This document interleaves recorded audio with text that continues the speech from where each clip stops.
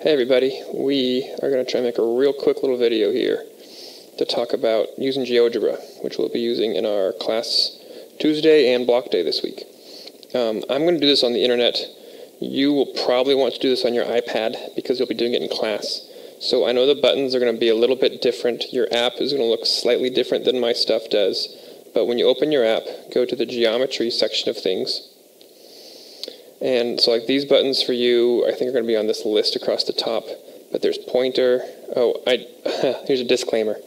I know I'm going to go too fast. Remember, you can pause. So you'll see me do something. I'm going to move on too fast. Pause it, and you do the thing, and then come back and keep watching. This will probably go best if you're watching on one device and working on another.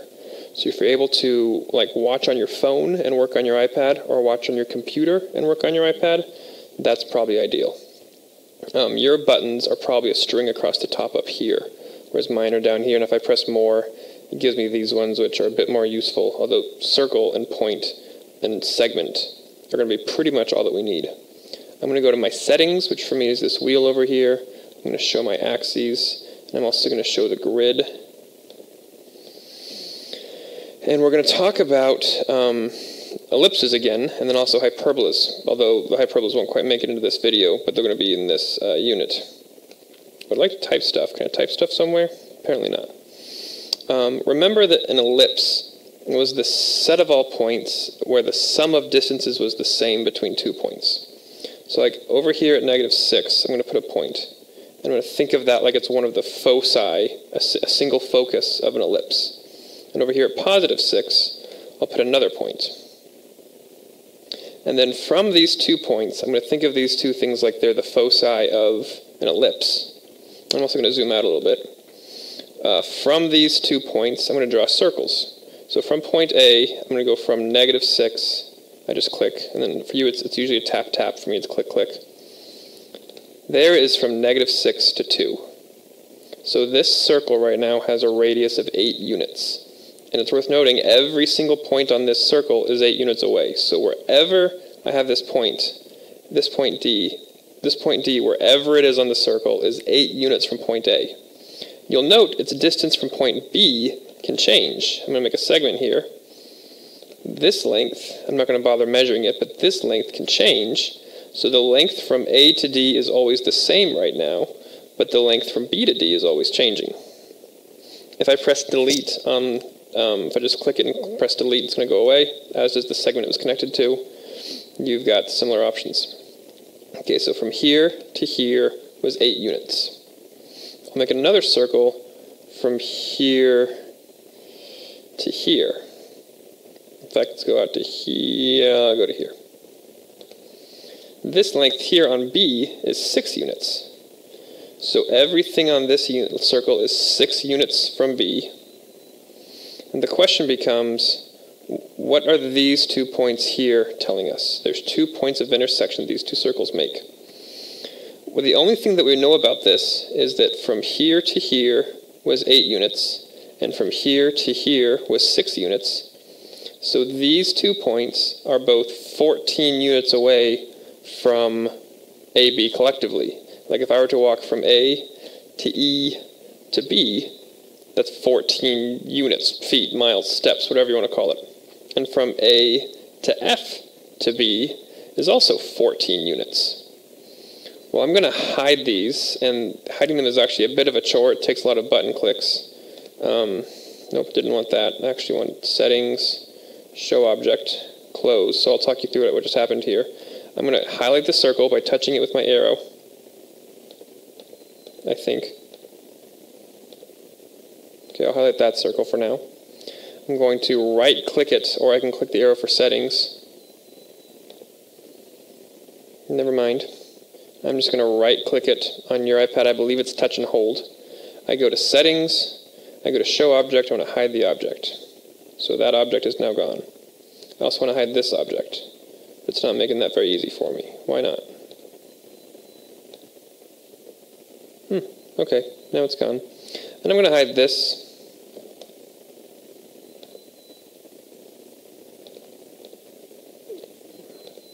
And I'm going to hide this.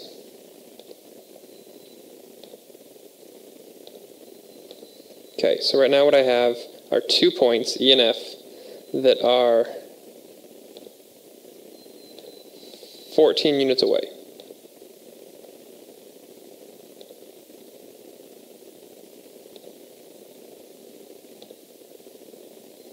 I'll go ahead and take this time to tell you that the code word is spaghetti. Well, from A to E to B was 14 units. Okay, I want to find all the points that are 14 units from A to some point to B. That's my goal. Find all the points where if I go from A to some other point to B, I'll take 14 steps. Well, the way to do that is to make 2 circles whose radii add up to 14. So like this here has a radius of 5. I'm going to be from -6 to -1, I'm going to call that 5. So then I also need to make a radius of 9. From here, from -6, or from 6 to -3, that has a radius of 9.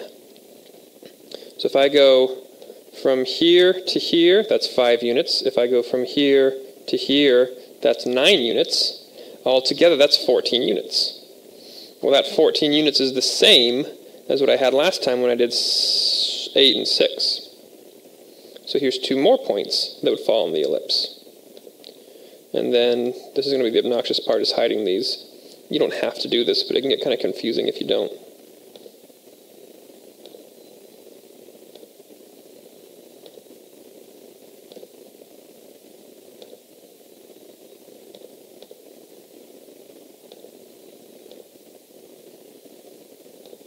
So there, let's do 2 more.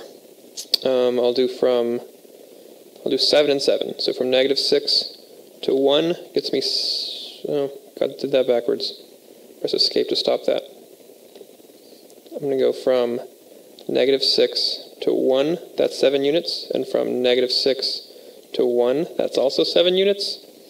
These 2 points are on my circle. I'm a little bit off because I'm not perfectly on the points. I should have zoomed in a little bit. I can see these are just a little bit off. So I'll slide this over. It should snap to the right point.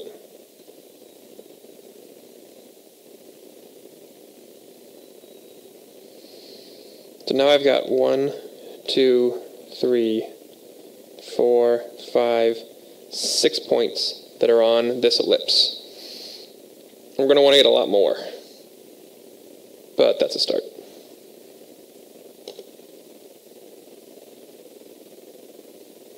Try and do 1 more here, maybe even 2 more, just to convince you of what's happening. The distance we're trying to cover from point A to some other point to point B was 14 units.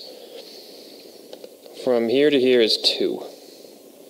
Well, if this is 2, then I need from here to here, from B to someplace, to be 12. Well, that's from here to here.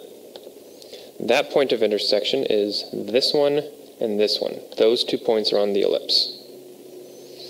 And I'm going to just keep those circles there. I can highlight the circles later if I want. So if I want to find another one, I can do, here's 1. Let's just say from here to here is 1. That's probably not going to be accurate, like perfect, but I think it's close.